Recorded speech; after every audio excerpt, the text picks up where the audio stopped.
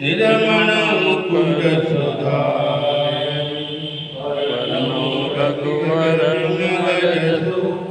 जो दायक फल बुद्धिहीन तनु जानिके सुमिरो पवन कुमार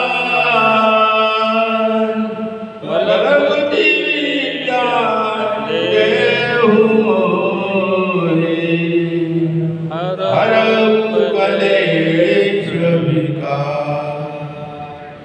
जय हनुमान ज्ञान गुण सागर जय कपीस तिहु लोक श्री कृष्ण गोविंद हरे मुरारी हे नाथ नारायण वासुदेव। श्री कृष्ण गोविंद हरे मुरारी हे नाथ नारायण वासुदेव। बोलो श्री कृष्ण भगवान केशवम स्मृतामोदरम नारायणं कलिवल्लभम। श्री कृष्ण गोविंद हरे मुरारी हे नाथ नारायण वासुदेव। गोपाल श्री कृष्ण भगवान की जय। चलो तो अपने विषय को प्रारंभ करें। पिछले सत्र में हमने 56 श्लोक तक हम लोग गए थे। इसके बाद का श्लोक और जैसे कि मैंने कहा इसमें कि 28वें अध्याय में भगवान जो चीज पिछले अध्यायों में जो बातें पिछले अध्याय में उन्होंने कही थी उसी बातों को आगे के अध्याय में बताया। ये जो है भक्ति मार्ग कर्म मार्ग इन दोनों का समन्वय करते हुए इस अध्याय के अंदर में बात को बारंबार भगवान कृष्ण के अर्जुन के ऊपर में जैसे वर्षाव कर रहे हैं कि क्या करना चाहिए। और अभी तक के तो उन्होंने पिछले सत्र में देखा कि उन्होंने आत्मतत्व कैसे है, कर्म कैसे है, भगवान कैसे है, मैं कैसे हूँ, कैसे हो, इसके बारे में कहा। अभी यहाँ उन्होंने कहा है 57वें श्लोक चेतसा सर्वकर्माणि मयि सन्न्यस्य मत्पर बुद्धि योगम उपाश्रित मत चित्तम सततम भव। 12वें अध्याय में भी ये श्लोक आता है ये तो सर्वाणि कर्माणि मयि सन्न्यस्य मत्पर। जैसे यहाँ पे चेतसा सर्वकर्माणि मयि सन्न्यस्य मत्पर। तो 12वें अध्याय में उन्होंने भक्ति योग के मामले में बताते समय कहते हैं कि तेरे सर्व कर्म जो है ये तो सर्वाणि कर्माणि मयि सन्न्यस्य मत्पर। तुम सब कर्म मेरे प्रति समर्पित कर दो। यहां कह रहे हैं चेतसा सर्वकर्माणि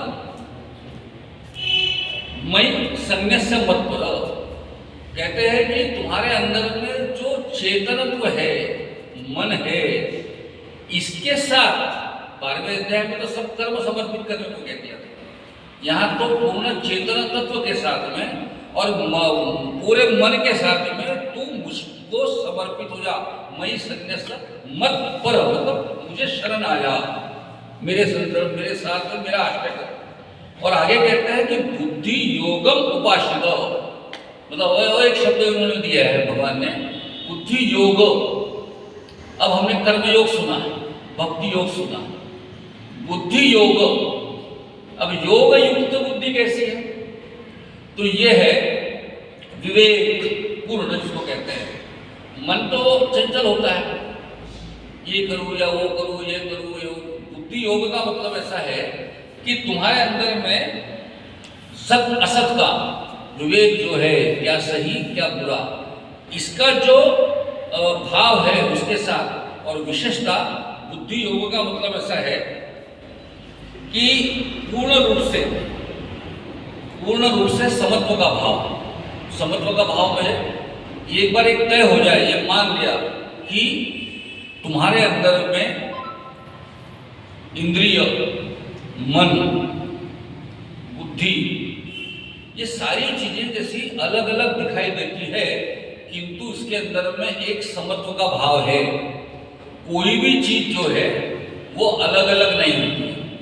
मतलब दिखाई देती है अलग अलग, आंखें अलग दिखाई देती है, पाँव अलग दिखाई देता है, मुंह अलग दिखाई देता है। लेकिन अगर किसी समय पे अगर तुम्हारे पाँव को ठोकर लगती है तो ठोकर पाँव में, लेकिन आह निकलती है मुंह से और आँख से निकलता है पानी। ये तो वैसे तो अलग अलग है, सब अलग अलग लोगों का कर्म है। जब पिछले बार भी कहा मैंने कि परमात्मा ने सब कर्म अलग अलग बताया, कोई किसी का कर्म नहीं ले सकता, है ना। मुझे आँख का काम कान नहीं ले सकता, कान का काम नाक नहीं ले सकती, सब अलग अलग है। लेकिन ये बड़ी एक ये जो पूर्ण शरीर के अंदर में एकता का, अभेदता का, ये अभेद और अभिन्नता का फर्क कैसा है? अभेद मतलब जिसके अंदर में कोई भेद नहीं हो, एक रूप है। अभिन्नता मतलब दो अलग अलग है, दो अलग अलग के साथ में भी वो एक जैसे दिखाई देते हैं। तो ये समत्व का भाव जैसे है, वो जब रहता है उसको बुद्धि योग कहते हैं। जनरली हम लोग क्या है, हम लोग जो सामान्य रूप से जीने वाले लोग हैं राजस भाव से, तो हम लोगों के मान्यता में क्या रहता है कि हम लोग सब चीजों को अलग अलग मानते हैं, समझे कि नहीं। मैं मानता हूँ, पहले मैंने कहा था कि मेरा होना जो अहंकार के साथ में आया हुआ है, परमात्मा ने, भगवान ने कहा है कि तुम्हारे अंदर में मैं अपनी प्रकृति के साथ में विद्यमान हूँ, जिसमें अहंकार की एक प्रवृत्ति है। तो अहंकार दिया करके भगवान से हम अलग है। अगर हम अहंकार ही खत्म हो जाए तो भगवान और हम में कोई फर्क नहीं रहेगा।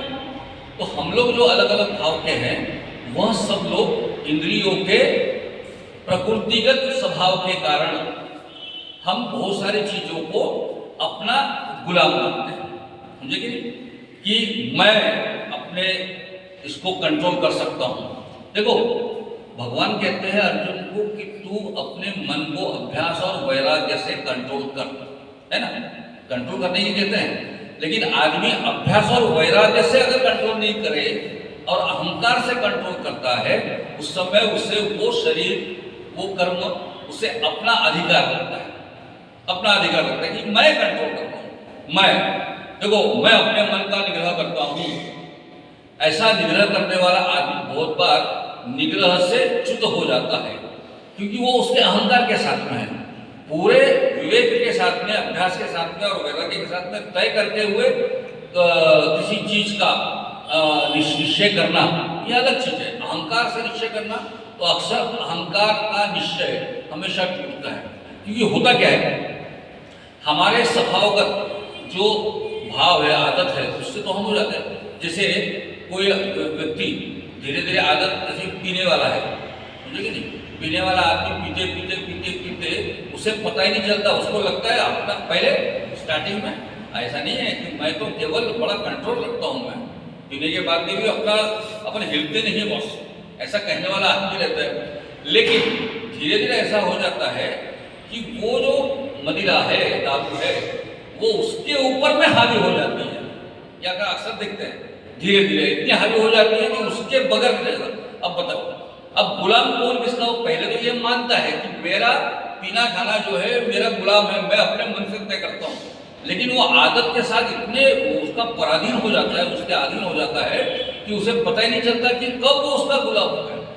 वैसे भी हमारा ये मानना जो है कि मैं किसी पे कंट्रोल करता हूँ, ये इतना जिसको भ्रामक है कि वो धीरे धीरे उसे पता ही नहीं चल जाता कि जिन आदतों को वो कंट्रोल करने की इच्छा रखता है, वो आदतें उसको कंट्रोल करती हुई चली जाती है। यानी वो उसका अधिकार, जिसको वो अधिकार मान लेता है, पता ही नहीं चलता वो उसका अधिकार। अब यहाँ पे भगवान कहते हैं कि अगर तू विवेक के साथ में, वैराग्य के साथ में, मैं संन्यास मत परा बुद्धि योगर उपाश्रित, मेरे प्रति पूर्ण आश्रित हो जाए, तो धीरे धीरे तू भगवान के ऊपर में अधिकार प्राप्त कर लेगा। देखो, किसी स्वभाव, प्रकृतिगत स्वभाव के कारण इंद्रिय, मन, इनको अपना आश्रित मानना, यह भगवान, ये उसका गुलाम हो जाना, ये है। लेकिन इसी आदत के साथ में अगर अहंकार छोड़कर मैं अपने आप को भगवान के प्रति समर्पित हो जाऊं, भगवान के ऊपर हमारा अधिकार निर्माण कर लूं, भगवान को ये पसंद आता है, भगवान उसके अधिकार में आता है। भगवान भी उसके अधिकार में आता है, लेकिन भगवान का अधिकार धीरे धीरे इतना हो जाता है कि हम भगवान के प्रति पूर्णपणे समर्पित उसके अधीन हो जाते हैं। तो वैराग्य से अहंकार विहीन होकर हम लोग अभ्यास के साथ में, ज्ञान के साथ में, सत असत विवेक के साथ में अगर भगवान का आश्रय ले तो भगवान भी मुझे आश्रय में ले लेता है। और मैं ये भक्त जो है उसे बहुत पसंद आता है और वो उसके साथ अपनी अभिन्नता जोड़ देता है। और यहाँ कहते हैं कि ऐसा तुम मेरे साथ में हो। लेकिन होता क्या है कि हम लोग ये जो काल की गति है, अपनी जो अभी आज की स्थिति है, पूरे देश की जगत की स्थिति ऐसी है कि हम लोग इस मार्ग पे है नहीं। सारा जगत, अब देखो सारे जगत में ये भाव नहीं होने की वजह से भगवान ने क्रिश्चियनिटी मानती है, क्रिश्चियनिटी मानती है कि गॉड है, चर्च में भी जाते हैं सब रेगुलर। उतना तो अपना हिंदू भाई भी इनका रेगुलर नहीं जाता होगा चर्च में, जितने चर्च में रेगुलर हो जाते हैं। इस्लाम को मानने वाला आदमी तो वो चर्च में जाने वाले से भी ज़्यादा कट्टर है, 5 बार नमाज पढ़ने वाला कार्यक्रम, समझे कि नहीं। मैं तो अक्सर कहता हूँ कि इस्लाम के अंदर में जो लोग ये मज़ारों को मानते हैं वो लोग सही मुसलमान है नहीं है, वो स्वभाव से हिंदू है। क्योंकि मुस्लिम तत्व ज्ञान में ये माना गया है कि उसके अलावा किसी और को मानना ये कुफ्र है, समझे कि नहीं। फिर भी लोग जाते हैं, क्योंकि क्या हो गया, इस सनातन धर्म से प्रभावित पूरी ये भूमि जो है, पूरी भूमि जो है सनातन भाव से पावन पूरित हुई भूमि, ये भूमि जो है यह सनातन काल से चली आ रही है। और सनातन काल से चले आने वाला जो भाव हमारे मन में है, उससे हम लोग क्या मानते हैं कि परमात्मा ने जितनी चीजें इस धरती पे दी है मेरे समेत, यह एक दूसरे के लिए पूरक है। सहकार के साथ में, सहयोग के साथ में सबने चलना है। सबका हम लोग दोहन करें, शोषण न करें। इसलिए हमारी मान्यता में, सनातन धर्म की मान्यता में यह मान्यता है कि जो जो चीजें भगवान ने इस धरती पे उत्पन्न की है वह उसमें परमात्मा तत्व है। और परमात्मा ने कहा है कि सर्व जगत में व्याप्त हूँ। सारा जगत एक सूत्र में बंधा हुआ, जैसे मनी एक धागे में बंधा है, ये कहा है। तो सारा जगत एक सूत्र में है। लेकिन दूसरे जो धर्म है, अब्राहमिक धर्म बोलते हैं, उसके अंदर में अलग मान्यता। वो कहते हैं कि ये सारी चीजें आदम हवा को पहले निर्माण किया, एडम और ईव, और इस्लाम में आदम और हवा, और अल्लाह ने या भगवान ने इसके लिए ये सारी चीजें पैदा की है हमारे लिए। इसलिए इसका शोषण हमारी पूर्ण ताकत से हम करेंगे, ये हमारा हक है। ये दूसरे धर्मों का तत्व ज्ञान है। हमारे तत्व का धर्म क्या है कि हमारा अधिकार नहीं है इसके ऊपर, हमने पैदा नहीं किया। पेड़ पौधे फूल पंछी ये हमारी औकात नहीं, ताकत ही नहीं है। तो ये जिसने पैदा किया उसने हमारे समेत सबको पैदा किया। तो ये सबके ऊपर में उसका अधिकार है, मेरा अधिकार नहीं है, मेरे लिए नहीं है। उसने ये सारी चीजें पैदा की है, उसकी लीला है। और इसलिए हमने उन सबको यथेच्छ सम्मान देना चाहिए करके हमारे पूरे कर्मकांड में, पूजा पद्धति में सारी चीजों का इस्तेमाल है। और केवल इस्तेमाल नहीं है, उसको जैसे वट सावित्री की पूजा करने वाली महिलाएं जो है वट को पूजन करती है। हम नागपंचमी को सांप की पूजा करेंगे, समझे कि नहीं। तुलसी को मानेंगे, गाय को मानेंगे, दूसरे को भी मानेंगे, समझे कि नहीं।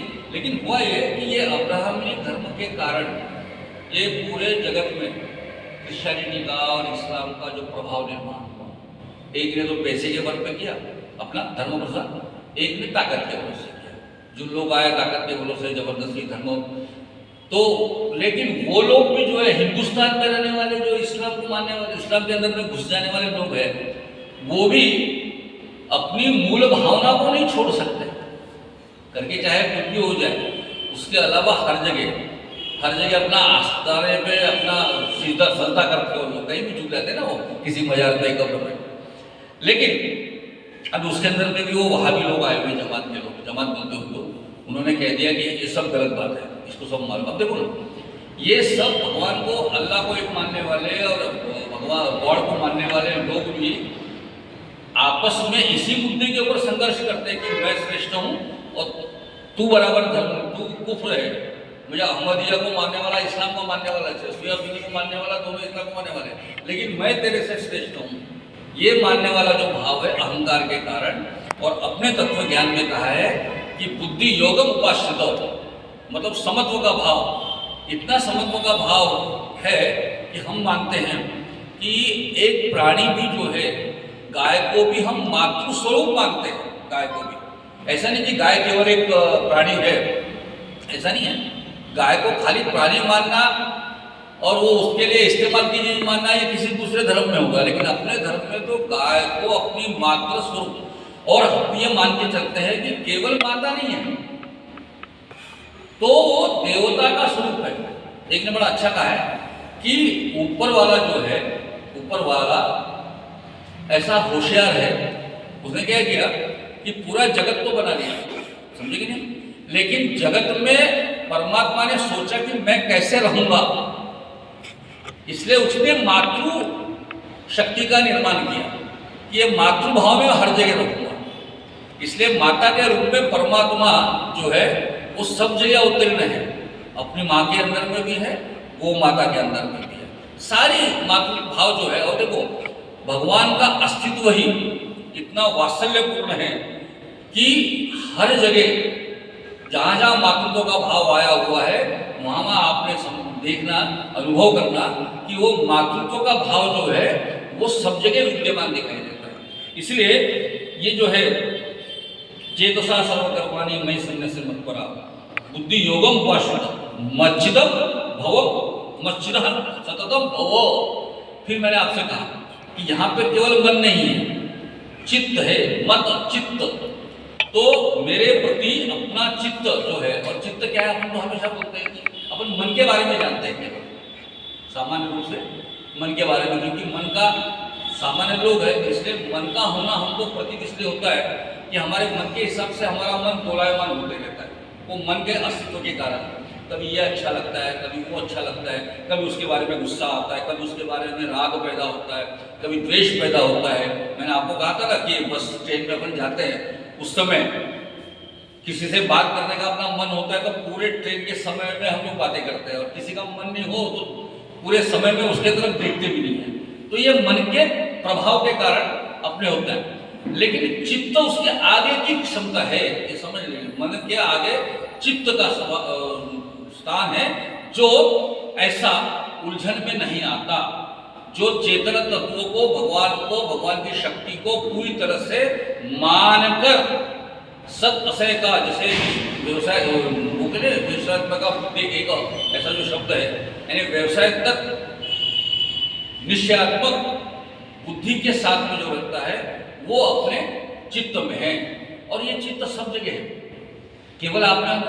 अब देखो ये मन तो हर एक का अलग अलग हो सकता है, किसी को फिल्म आपको अच्छी लगी तो आपको अच्छी नहीं लगेगी, समझे कि नहीं, किसी को किताब अच्छी लगी आपको अच्छी नहीं लगी, हाँ ऐसा होता है। बहुत सारी चीज अलग अलग लोगों को लग सकती है, लेकिन चित्त जो होता है उसका पूरा जो भाव है वो एक साथ पूरे जगत में व्याप्त रहता है। जैसे 22 जनवरी को रामलला की मूर्ति की प्रतिष्ठापना हुई, तो उस मामले में पूरे राष्ट्र में किसी के मन में भी भेद का भाव नहीं था, सब आनंदित थे।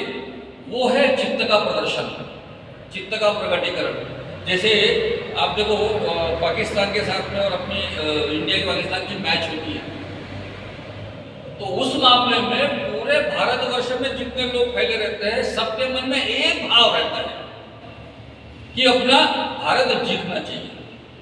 तो वो एक भाव जो है उसको हम ये कहेंगे कि राष्ट्र का चित्त है, राष्ट्र में वो चित्त है और एक सा है। तो ये जो एक सा समत्व का भाव लेकर चलने वाला जो चित्त है, वो चित्त को भी तू मुझे समर्पित कर और मेरे आश्रय से रह। इसलिए ऐसा तू जो होगा, तो अगले श्लोक में 58वें श्लोक में भगवान थोड़ा सा डांट भी देते हैं। मस्त चित्त सर्व दुर्गानी मत प्रसादात् तरिष्यसि अथ चेत् त्वम् अहंकारात् न शोषसि विनंगसि। मतलब ये इतना सुंदर है कि अगर तू ये सारे चित्त को मुझे समर्पित करके तू भाव से ऐसा काम करेगा, ऐसा रहेगा, तो क्या होगा? सर्व दुर्गानि, मतलब सारे संकटों से, मत प्रसादात्, मेरे प्रसाद के कारण, तरस्यसि, मतलब तू तर जाएगा सारे संकटों से, है ना? हमारी बड़ी प्रॉब्लम है, संकट तो हमारे पैदा किए हुए हमारे जीवन में उटपटांग काम हम लोग करते हैं और सारे संकट हमारे ऊपर आ जाते हैं।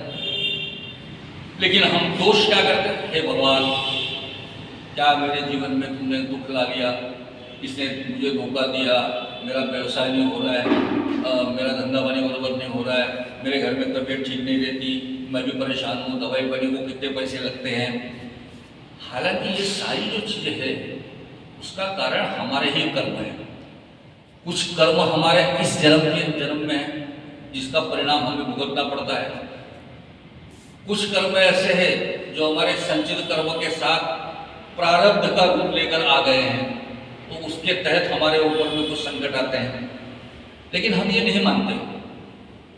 लेकिन हम लोग परमात्मा से विनती करते हैं कि हे भगवान, मैं 11 रुद्र, मैं लघुरुद्र का पूजन करूंगा तो मेरे संकट से मुझे मुक्ति दे दे।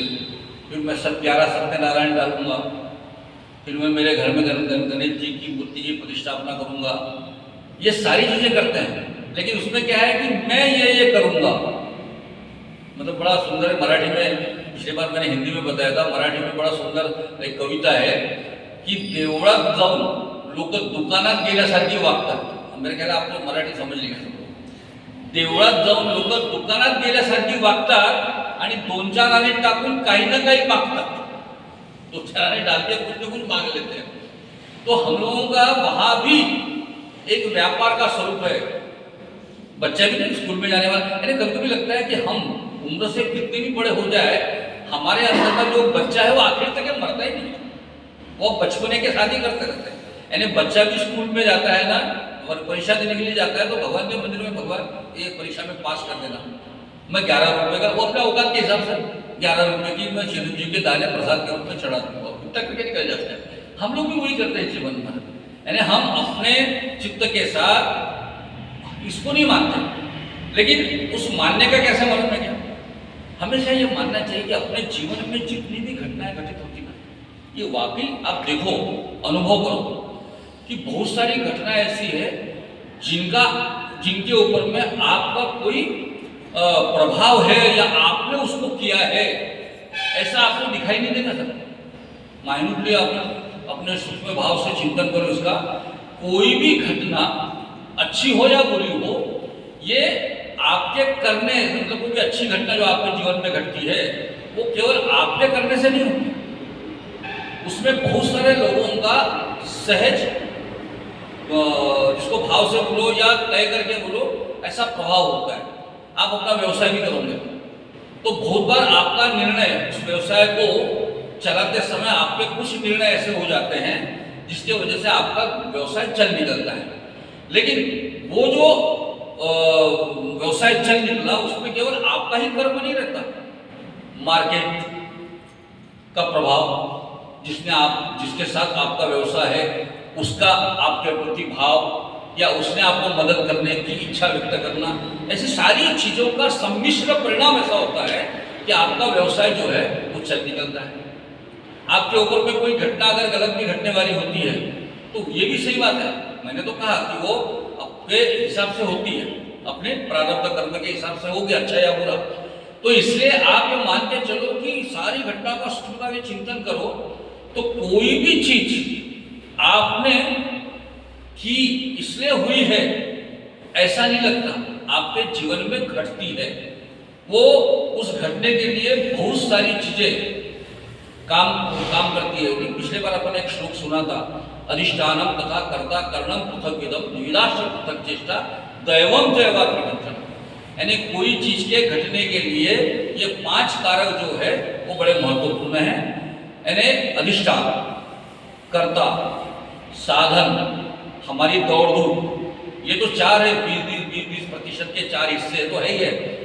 20% वाला जो 5वां हिस्सा है वो दैव, वो भी बड़ा महत्वपूर्ण है। उसके अगर नहीं रहे तो मैंने पिछले बार आपका उदाहरण भी बताया था कि सारी चीजें, यानी इसमें से कोई भी एक चीज अगर कम हो तो कार्य सिद्धि के मामले में कठिनाई जाएगी। इसलिए इसका परिणाम यह है कि सारी चीजें मिलके किसी चीज को बनाते हैं, लेकिन हमारा जो अपने ऊपर हमारे अंदर में जो परमात्मा ने अहंकार नाम की प्रवृत्ति डाल दी हुई है, उसके वजह से हमको ये लगता है कि हम ये कर रहे हैं। और हमारा जो अहंकार, इसलिए मेरी मान्यता है, मैं तो छोटी छोटी चीज बताता हूँ सर, ज़्यादा बड़ी बड़ी चीज नहीं बताता हूँ मैं, कि कोई भी चीज, जैसे मुझे किसी ने नुकसान दिया समझ लो धंधे में, तो मैं मान के चलता हूँ कि ये उसने नहीं दिया, परमात्मा ने मेरे काम को रोकने की उस व्यक्ति के अंदर में प्रेरणा दी है, इसलिए उसने मेरा काम रोक दिया। क्योंकि मैं अगर मानता हूं कि मेरे अंदर में भगवान व्याप्त है तो उसके अंदर में भी भगवान व्याप्त है। ममे वांछे जीवलोके जीवभूत सनातन, मेरा ये अंश सबके अंदर में है, तो मेरा अंश ही सबके अंदर में है। इसका अर्थ ये है कि मेरे किसी घटना में, मेरे किसी नुकसान में वो अगर सम्मिलित है तो ये मान के मत चलो कि उसने कुछ किया हुआ है। मैं तो ये मान के चलता हूँ कि अगर किसी ने नुकसान दिया हुआ है मुझे, तो ये मान के चलता हूँ कि परमात्मा ने शायद कुछ ऐसा सोचकर मुझे इस नुकसान में डाला है ताकि मेरा किसी दूसरे काम में ज्यादा सफलता देने का उसका मन है। भाई ये भाव तो धन्यवाद का भाव, अहोभाव का भाव, साधुवाद का भाव हमारे मन में होना चाहिए। क्योंकि मेरा अनुभव तो ऐसा है, मैंने आपको पिछली बार बताया था ना कि एक आदमी को, मैं राजनीतिक क्षेत्र में काम करता था, तो एक आदमी को टिकट दे दी उपचुनाव की। अब उपचुनाव में मैं अध्यक्ष था जिले का, तो मेरे हिसाब से मेरे को अच्छा लगा ऐसा, उन्होंने एक टिकट भी दे दी एक आदमी को। अब वो तो मालूम है पैसे वैसे इधर उधर जोड़ जंतर करके उसका हमने कार्यक्रम, छोटा सा चुनाव था, पंचायत समिति का उपचुनाव, बड़े ज्यादा खर्चे वाला आइटम नहीं था। लेकिन आखिरी दिन जब वो, आखिरी दिन आपको मालूम नहीं है, अब चुनाव में आपको आप में से कोई चुनाव के चक्कर में नहीं है, मेरे अलावा कोई दूसरा चुनाव के चक्कर में है ही नहीं आप यहाँ बैठने वालों में। लेकिन आखिरी दिन जो हर बूथ के ऊपर में पैसे खर्चे के लिए पैसे दिए जाते हैं, जिसको हम लोग बूथ का वाटा बोलते हैं, राजनीतिक क्षेत्र में पैसे दिए जाते हैं। तो हमने हिसाब लगाया 25,000 रुपये का खर्चा आ रहा था। तो सबने बोला, डॉक्टर साहब बोले 25,000 रुपये का खर्चा आपको देना पड़ेगा घर में। मैं घर में आकर ऐसा सोचते हुए बैठा था कि 25,000 रुपये कहाँ। तो मैंने हमारे वरिष्ठ लोगों से बात की नागपुर में कि भैया चुनाव के लिए पैसा, तो बोले नहीं रेगुलर चुनाव हो तो थोड़ा पैसा आप भेजते हैं, बोले ये उपचुनाव में आप अपने लोकल लेवल पे अरेंजमेंट करोगे। अब मैं परेशान हूँ कि उस समय हमारे मधुकर टुकड़े आपदा थे, उन्होंने ऑलरेडी पैसा दिया हुआ था, बहुत लोगों से पैसे लेकर उसका काम तो सजा दिए थे हमने। आखिरी दिन का पैसा सब लोग मेरे तरफ देख रहे थे। अब मैं बड़ा सोच में पड़ा था, मैं क्या करूँ क्या करूँ क्या करूँ। घर में ऐसी घर में बैठा था तो अचानक दरवाजे की घंटी बजी, देखा एक मदन कर नाम के हमारे मित्र है वो खड़े हो गए। पहली बार मतलब कैसे गया अभी आज पहली बार, इतने कभी आया नहीं। मतलब नहीं, बोले मेरे को पता लगा, बोले कि आप गाड़ी बेचने वाले। तो मेरे पास वो मारुति कार थी, तो मैंने बोला नहीं यार गाड़ी तो नहीं बेचना, लेकिन क्या नहीं मेरे को गाड़ी खरीदना है। बोला मेरे को लगा, बोले कि आप गाड़ी बेचने वाले हो। अच्छा उसको लगा, हाँ लगा, इसलिए मैं मिलने आया। बोले कल मैंने आपको गाड़ी से जाती हुई देखा, बोले वो गाड़ी मेरे को अच्छी लगी, बोले और मेरे को पता ऐसा लगा, बोले आप बेचोगे। मैंने कितने देगा, तो फिर हमारा भाव का हो गया। तो मैं 80,000 बोला, उसने 60,000 बोला, ऐसा करते करते 75,000 रुपये बात फाइनल हो गई। अच्छा मेरे को बेचना नहीं था, फिर भी जब बातचीत करते करते ऐसे नहीं हंसी मजाक में 75,000 ओके बोले, उसने ओके बोल दिया। और अचानक उसने जेब से 25,000 का बंडल निकाला और मेरे हाथ में धर दिया। डॉक्टर साहब बोले 25,000। मैं बहुत देर तक उसके तरफ देखा। मैंने सुबह से मैं चिंता कर रहा था कि मुझे 25,000 रुपये वहाँ देना है चुनाव में, और मैं कहाँ से आएंगे इसको सोच रहा था। तो ये बंदा तो 25,000 रुपये लेके आ गया। तो मैंने ताबड़तोड़ मेरे मन में विचार आया कि उसने नहीं है, उसने नहीं, परमात्मा ने मेरे इस चिंता को, क्योंकि आपको मेरे अंदर का भाव यही था कि सारी चीजें मैं परमात्मा के अधीन मानता हूँ। मैंने बोला परमात्मा ने मेरी सुन ली है, उसके अंदर में बुद्धि दी है कि वो मुझे लगे नहीं तो उसको कहाँ सुन तो वो आया, मैं दौड़ से 25 लिया, मैंने तुरंत गाड़ी लेके चले जाऊँ। नहीं गाड़ी में कर लेगा, फिर गाड़ी नहीं कल तेरा मन बदला नहीं बदला, तू जल्दी जल्दी ले जाऊँगा अपना गाड़ी। कहने का तात्पर्य है कि मैं ये मान के चलता हूँ कि मेरे हाथ से एक चुनाव में मेरे एक मित्र हार गया, तो मैंने उससे कहा कि भैया तुम बोले ऐसा है, मैंने ऐसा नहीं है, मुझे लगता है कि तेरा इस चुनाव में हारना इस बात का द्योतक है कि परमात्मा ने शायद तुझे किसी और चीज के लिए तय किया हुआ है। मतलब कोई नुकसान भी अगर हुआ तो ये मान के चलो कि नुकसान दृश्य स्वरूप में अगर बहुत गलत लग रहा हो तो जरूरी नहीं है कि परिणाम स्वरूप अच्छा नहीं होगा।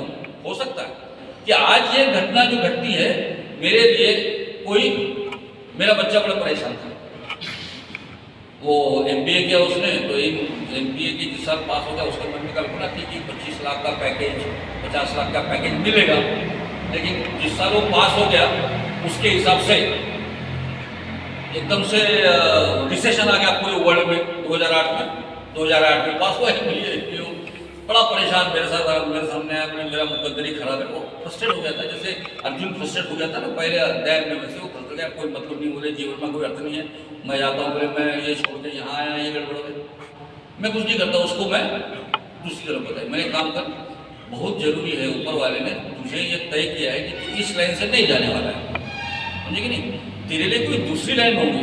तो ऐसा कर, मैंने बोला दिल्ली में जा IAS की एग्जाम दे, हो सकता है मैंने बोला कि तेरे को ये 25-50 लाख का पैकेज देने के बजाय IAS बन गया तो सम्मान के साथ पैसे मिलेंगे तेरे को। हाँ, बढ़ गया, उसके मन का भाव खत्म हो गया, वो चला गया। अच्छा, वहाँ उसको लगा पास हो जाएगा, लेकिन पहले साल ही वो प्रीलिम में फेल हो गया। फिर उसका फोन आया, बाबा बोले कैसे है, तो फेल हो गया। मैंने चिंता नहीं करता, ऊपर वाले ने तय किया हुआ है, वही हटता है, मैंने बोला हर चीज के हाथ में तेरे लिए कोई नई चीज लग रखी। अच्छा, एक फोन आया, बाबा बोले वो एक एग्जाम को दे रहा था, मैं किसी बैंक की एग्जाम दे रहा था, तो IAS करते करते वो देवघर में दे देना एग्जाम दे देना, ऊपर वाले ने क्या पता क्या रखा।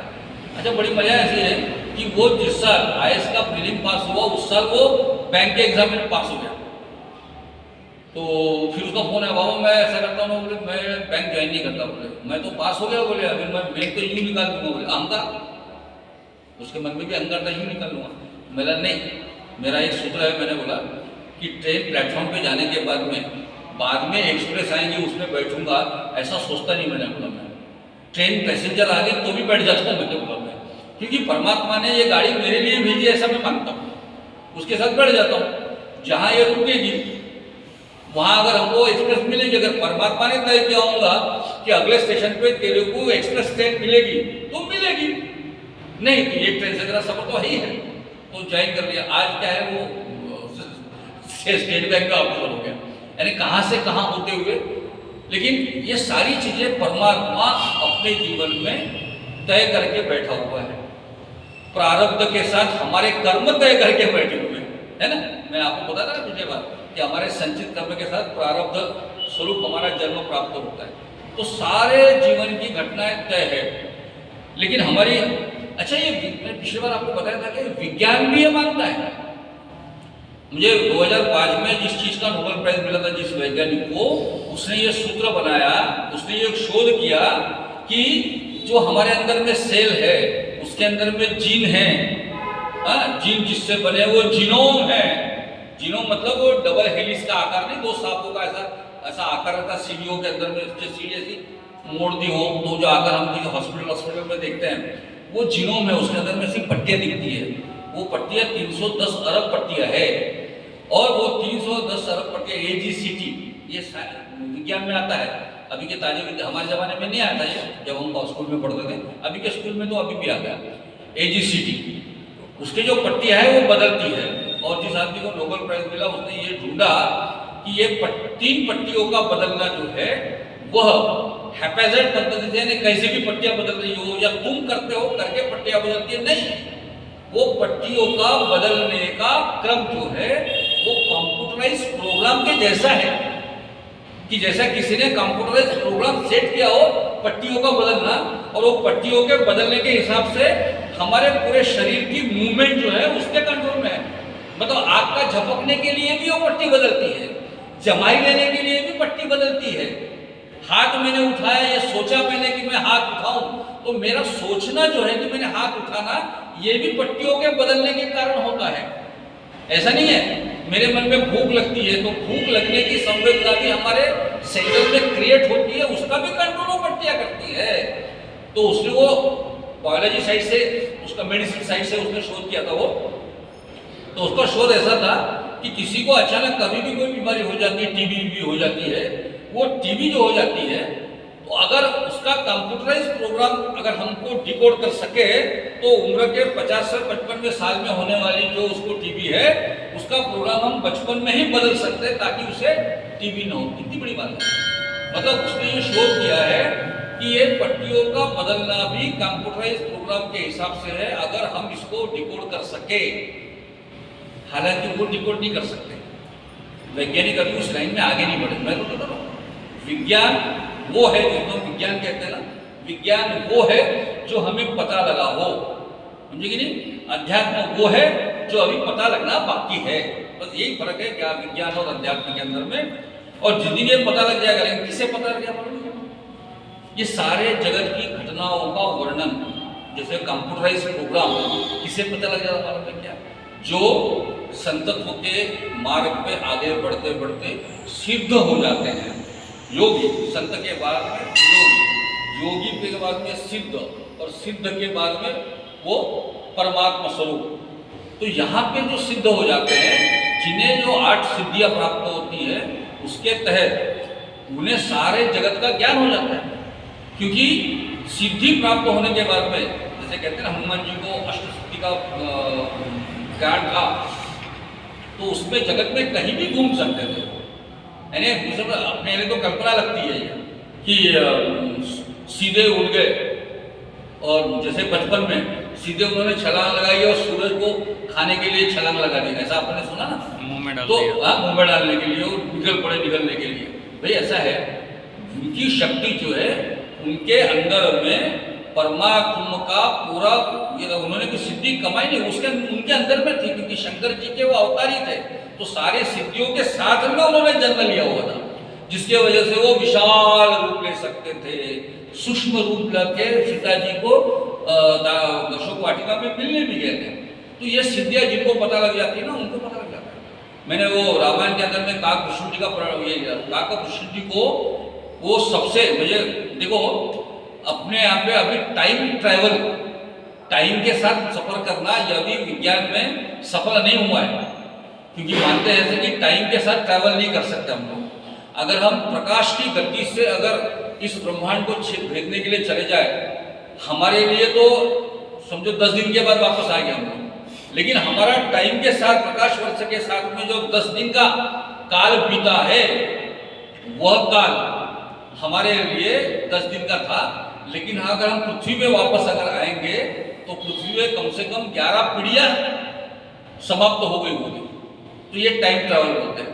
तो काकभूषुंडी जो है वो कहते हैं, रामायण में उनका उल्लेख है, तो ऐसा माना जाता है कि वो पहले टाइम ट्रैवलर थे, कि वो समय के काल में पूरा प्रवास करते थे। और उन्होंने जटायु महाराज को बताया कि मैंने ये ऐसे 17 महाभारत होते हुए देखे हैं और 18 रामायण मेरे साथ घटे हुए हैं। मैं उनका 18 बार रामायण का मैं प्रत्यक्षदर्शी हूँ। ये सारी चीजें पढ़ने के बाद ऐसा नहीं लगता कि हमारे शास्त्रों में वैज्ञानिकता की अत्युत्तम परिसीमा को पार कर कर सोचने वाले लोग हमारे इस ऋषिकुल में हुए हैं, जिनके सामने अभी का जो विज्ञान, जिनके शोध लगे हैं, वो बहुत छोटी चीज है, इतने ही। तो उन लोगों को ये सारी चीजों का पता लग जाता है। पूरा कंप्यूटराइज प्रोग्राम जो है जगत का, जैसे भृगु मुनि है, उन्होंने भृगु संहिता लिखकर हर एक व्यक्ति के जीवन में घटने वाले घटनाओं का लेखा जोखा लिख के रखा है ना। अभी हम नागपुर में आए थे ना, उनके शिष्य जिनके पास लोग जाते थे, अंगूठे का मान लेकर वो ताड़पत्र से निकालते थे, और भृगु संहिता। और यूँ कहते हैं कि रावण का जो सारथी था अरुण, वो रावण के साथ रहकर उनके वजह से, क्योंकि त्रिकाल ज्ञानी महापंडित रावण जिनको पूरे भूत भविष्य के जैसे उनके हाथ में थे, उनका जो सारथी था वरुण, उसकी वरुण संहिता जो लिखी उन्होंने, उसके अंदर में तो भृगु संहिता जैसे तुम्हारे हमारे जैसे कई लोगों के भविष्य है। तो हमारे भविष्य का, हमारे जीवन में घटने वाली घटनाओं का, ब्रह्मांड का लेखा जोगा, हमारा तो पंचांग बताता नहीं ना, चंद्र ग्रहण कब आएगा, 5-10 साल के बाद आएगा, 20 साल के बाद में आया। तो जगत का भी कंप्यूटराइज प्रोग्राम जिन लोगों को पता चला है वो लोग सिद्ध लोग हैं, केवल वैज्ञानिक ही नहीं है। इसका अर्थ क्या है कि जगत का सारा कार्यक्रम जो है वो तय है। जब ये तय है तो हमारा ये मानना है कि मैं ये करूँगा, मैं वो करूँगा, मैं बेटे को पढ़ाऊँगा, मैं उसके लिए करूँगा, मैं बिल्डिंग बनाऊँगा, ये सारा मैं का झंझट जो है तो जीवन में हम लोगों ने पाल लिया। बस ये झंझट को खत्म करो। इसलिए भगवान कहते हैं कि ये झंझट को खत्म कर ले, सब काम मुझे आश्रित करके, मुझसे आश्रित होकर, और ये मान के चल कि सब चीजें जो है वो परमात्मा करता है, मैं तेरे प्रति पूर्ण समर्पित भाव से चलूंगा तो सारी कठिनाइयों से तू तर जाएगा। ये हम लोग भी कर सकते हैं, लेकिन हमको भी करने के लिए बड़ी ताकत लगती है, हिम्मत लगती है, नहीं? तो बड़ा मुश्किल है वैसे। लेकिन मैं आपको बताता हूँ, मेरा यह अनुभव है कि अगर आप हर चीज को भगवान के प्रति समर्पित होकर मानना शुरू कर देना तो आपके जीवन में बहुत सारी तकलीफें, बीमारियां खत्म हो जाएंगी। हमारी बीमारियां भी होती है, मालूम है क्या? हमारी बीमारी ये होती है, हमारी चिंता, खान पान की व्यवस्था, डायबिटीज होती है। जिनको डायबिटीज है उनको बता देता हूँ, यहाँ पे जिनको डायबिटीज होता है उनको बता देता हूँ कि डायबिटीज शुगर खाने से नहीं होता, समझे कि नहीं? डायबिटीज होता है तुम्हारी चिंता के कारण, क्योंकि चिंता के जो ब्रेन सेल जिस जगह पे है उसी जगह पे ये अपने पैंक्रियाटिक, जहाँ पे इंसुलिन क्रिएट होता है ना, वो पैंक्रियाटिक मूवमेंट के सेल जो है उसके बगल में है। जैसे हमारी बहुत चिंता होगी, बहुत लालच होगी, लालच की में भी बहुत चिंता रहती है। अगर मुझे किसी चीज को चाह, मेरे अंदर में वासना, कामना पैदा हुई तो उसके बारे में भी बहुत चिंतित रहते हैं हम लोग। मिलेगा कि नहीं मिलेगा, मिलेगा तो कैसे मिलेगा, मेरे को नहीं मिलेगा तो उसको मिलेगा तो वो क्या पड़ेगा मेरे को, उसकी ठीक हो जाएगी, अगर मेरे को नहीं मिलेगा तो कैसे, मुझे कितनी चिंता रहती है। राजनीतिक लोग में हमेशा मैं इस पद पे लाऊंगा तो कैसा होऊंगा, मेरा तो कार्यक्रम बिगड़ जाएगा, लोग मेरे क्या, कितनी बड़ी चिंता रहती है।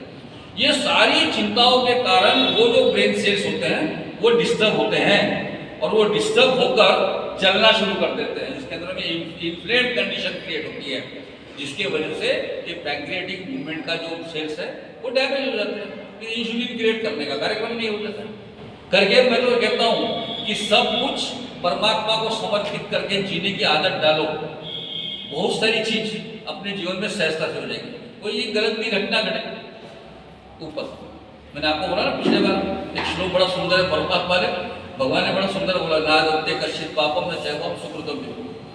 मैं किसी का पाप नहीं लेता, मैं किसी का पुण्य नहीं लेता। हमने भी वही करना चाहिए, ऊपर वाले को बोलना चाहिए, नादत्ते कश्चित् पापम न चैवम सुकृतम। मैं भी किसी का पाप लेता, मैं किसी का पुण्य नहीं करता, किसी का मोह नहीं करता, सारा करता रहता, सब कुछ तेरे पे है, तेरे पे छोड़ दिया है, तो अच्छा कर या बुरा कर। मैं आपको कहता हूँ ये जिस दिन आप करोगे ना तो परमात्मा बड़ा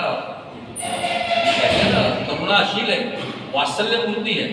अगर आपने उसके ऊपर सारी चीजें छोड़ दी ना तो कुछ भी हो जाए कि आपके प्रारब्ध कर्म में बड़ा, इसमें भी श्लोक अपन ने देखा है 13वें 14वें अध्याय 15वें अध्याय में, कि सारी अगर हम उसके ऊपर में छोड़ दे, ये मान ले, तो परमात्मा इतना है कि हमारे प्रारब्ध कर्मों में जो दुख के संकट लिखे हुए आए हुए हैं हमारे कर्मों के, वो भी हमारे उस प्रारब्ध कर्म से कटते जाते हैं।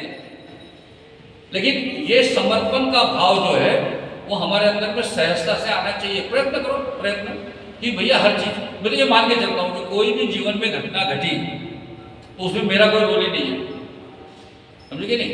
वो तय है, उसके हिसाब से होता है। जैसे मेरा आना यहाँ बैठ गया, मैं थोड़ी तय करता हूँ, आपके सामने मैं तो आता हूँ जब देशपांडे सर नहीं करते।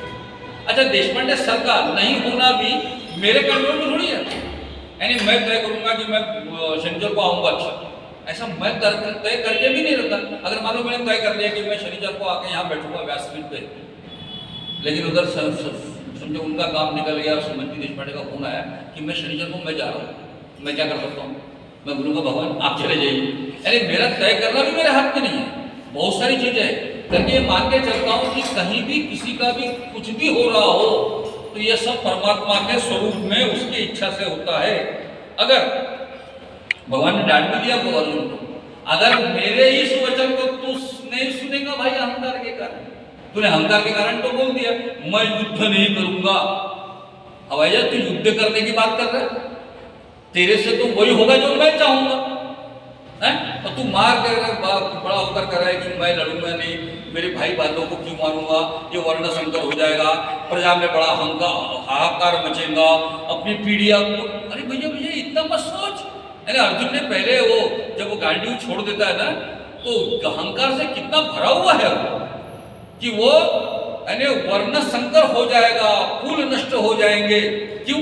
मैं युद्ध करूंगा, तुम्हारे वजह से थोड़ी होने वाला, जो होने वाला तो होके रहकर भाई है।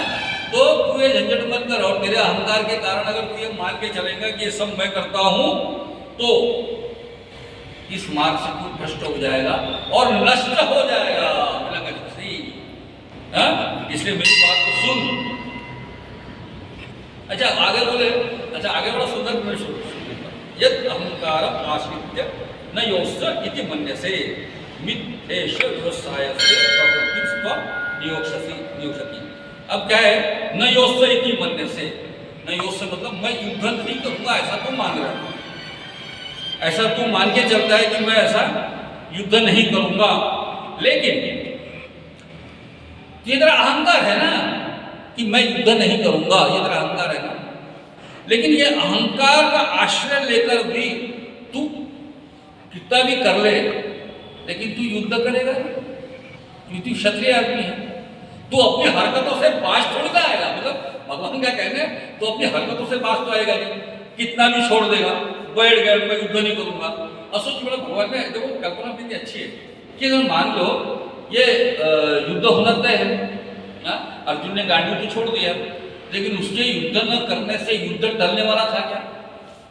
अरे वो तो दुर्योधन सामने खड़ा है ना, जिसने तुमको 5 गांव देने से भी मना कर दिया, सुई के नोक पे रहने वाली जमीन भी नहीं दूंगा ये बोलने वाला वो जो है, वो तो मन में तुमको बचपन से मारने के चक्कर में न जाने कितने प्रयास कर चुका था।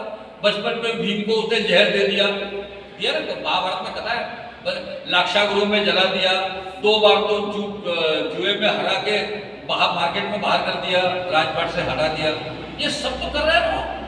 अब युद्ध के लिए 11 अश्विनी सोना को लेके सबको बुला के लाया हुआ है, वो सबको बुला के ले आया, उधर 11 अश्विनी सोना खड़ी है। वो क्या खाना वाना खाने के लिए आई है, हंसी मजाक करने के लिए, या कोई मेले में आई है जो ना हंसी मजाक कर लेंगे अपने घर को जाएंगे? अरे वो तो लड़ने के लिए आया ना, तो लड़ेंगे ना वो।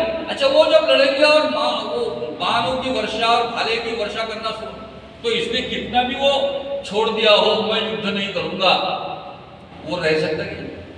भगवान ने कहा कि तू अहंकार में यह मानता है कि मैं युद्ध नहीं करूंगा, लेकिन तेरा जो प्रकृति धर्म है, क्षत्रिय धर्म है, वो क्षत्रिय धर्म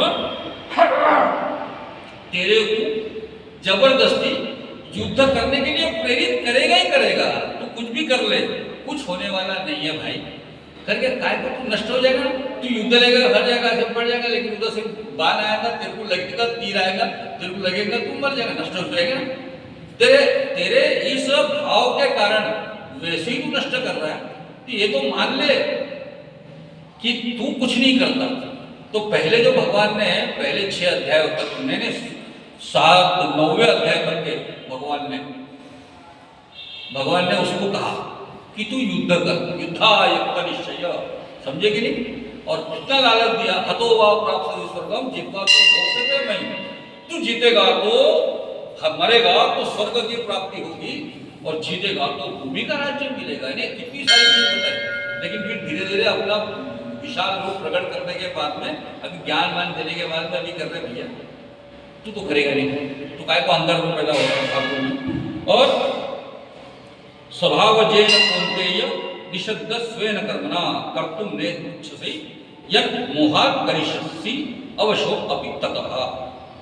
तो एक जिस कर्म को तू मोह के कारण करना चाहता है, उसके भी अपने कर्म के साथ तू करेगा ही करेगा।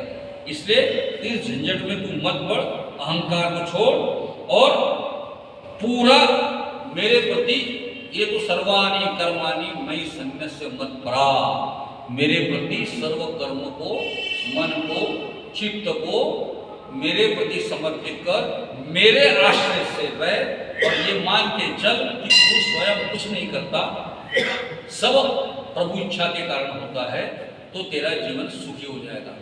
ये सब ये जो 5 श्लोक है उसका अर्थ हमारे जीवन में इतना ही है कि हम लोग भी अगर अपने आप को सारे दुख झंझट तनाव से मुक्त करना चाहते हैं, ये तनाव को मुक्त करने वाले जितने भी मोटिवेशनल स्पीकर आते हैं ना, तनाव को दूर करो, वो से एडवर्टाइज किया ना, तनाव को दूर करने के लिए इनका भाषण सुनो वगैरह, ये सब भी तो वही बताते हैं ना, बताते वही है। लेकिन प्रॉब्लम ऐसा है ना कि हम कुछ नहीं करते, हम सुन लेते हैं, बड़ा अच्छा लगता है, वाह वाह वाह कितना।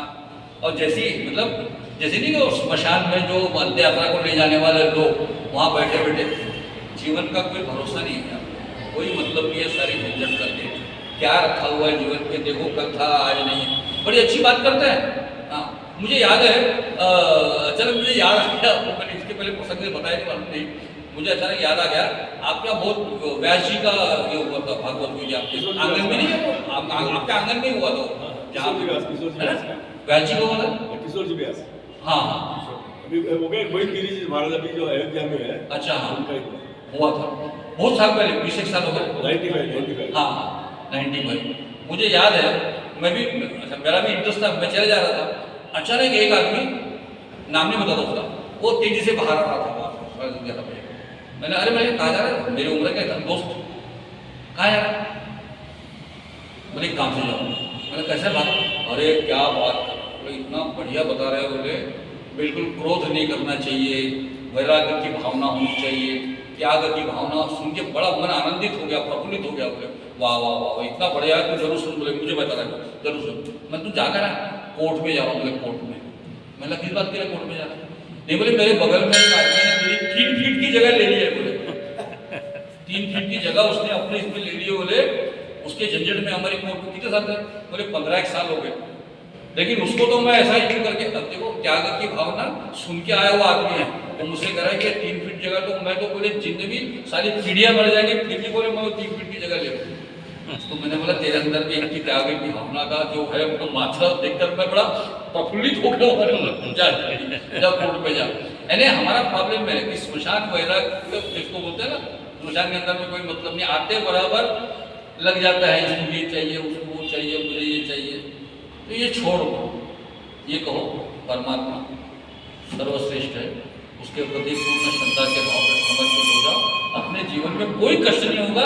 इस बात की तो मैं गारंटी दे सकता हूँ कि मेरे जीवन में मुझे कोई बीमारी नहीं ना, कोई तकलीफ ही नहीं मुझे, क्योंकि मेरे अंदर में वो विषय नहीं है करके, ये सहज भाव से आप सब लोग आनंद के साथ अपना जीवन आप बिता सकते हो।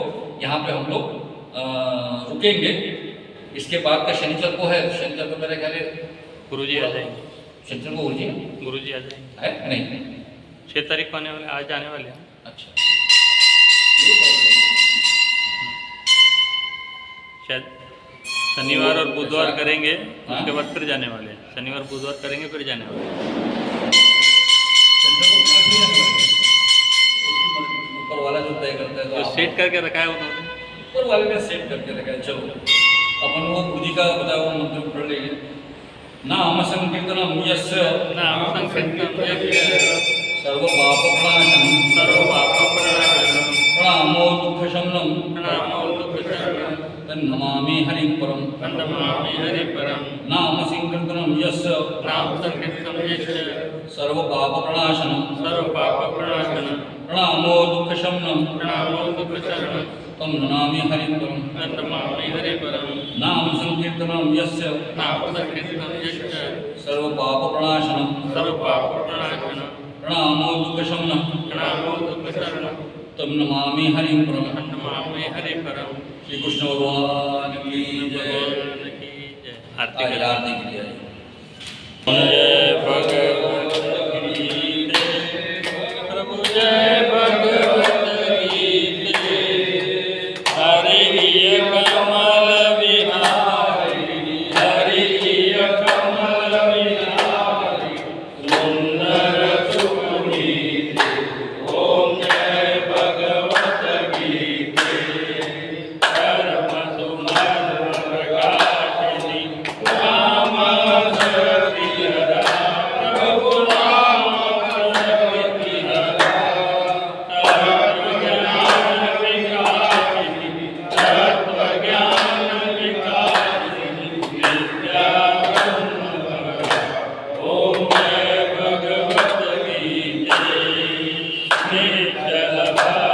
विदायिनी निर्मल मलहारी प्रभु निर्मल मलहारी शरण रहस्य प्रदायिनी शरण रहस्य प्रदायिनी सब विधि सुखकारी ओम जय भगवत गीते राग देश विदायिनी कारिणी मोद सदा प्रभु कारिणी मोद सदा भय हारिणी तारिणी भव भय हारिणी तारिणी परमानंद प्रदा ओम जय भगवत गीते आवन भाव विनाशिनी नाशिनी कमर जनी प्रभु नाशिनी कमर जनी दैवी सद्गुणदायिनी दैवी सद्गुणदायिनी हरि रसिका सजनी ओम जय भगवत गीते समता त्याग सिखावनी हरि मुख की वाणी प्रभु हरि मुख की वाणी सकल शास्त्र की स्वामिनी सकल शास्त्र की स्वामिनी इंद्रियों की रानी ओम जय भगवत गीते दया सुधा बरसावनी मातु कृपा कीजिए प्रभु मातु कृपा कीजिए हरिपद प्रेम दान कर हरिपद प्रेम दान कर ओम जय भगवत गीते जय भगवत गीते प्रभु जय भगवत गीते हरिणीय कमल विहारी हरिणीय कमल विहारी सुंदर सुनीति ओम जय भगवत गीते कपूर गौरम करुणावतारम संसारसारम भुजेन्द्रम नाम संतम जयारविंदे भवानी चरितम नमः मंदारमाला कल्पालकाय कपालमाला दिगंबराय दिगंबराय नमः शिवाय नमः शिवाय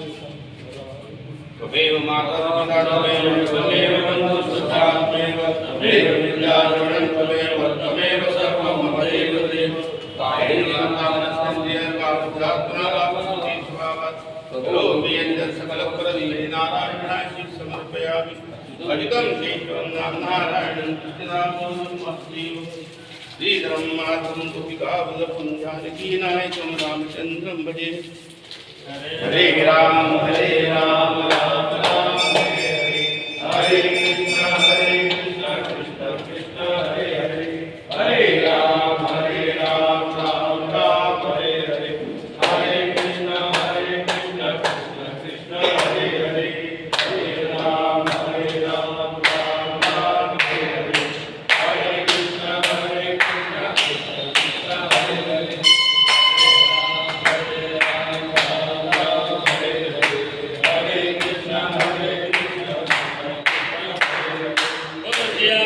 रामचंद्र की जय पवन सुत हनुमान की जय उमापति महादेव की जय बोलो भाई सब की जय जय जय श्री राम जय जय श्री राम आज लक्ष्मी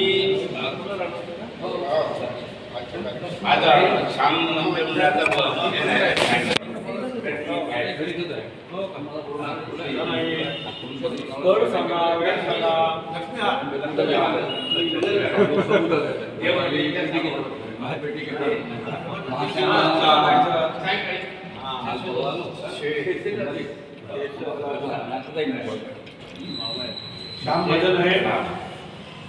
अरे आज 6 तारीख हाँ वार्षिक महोत्सव बोलो ना फागुन महोत्सव फागुन महोत्सव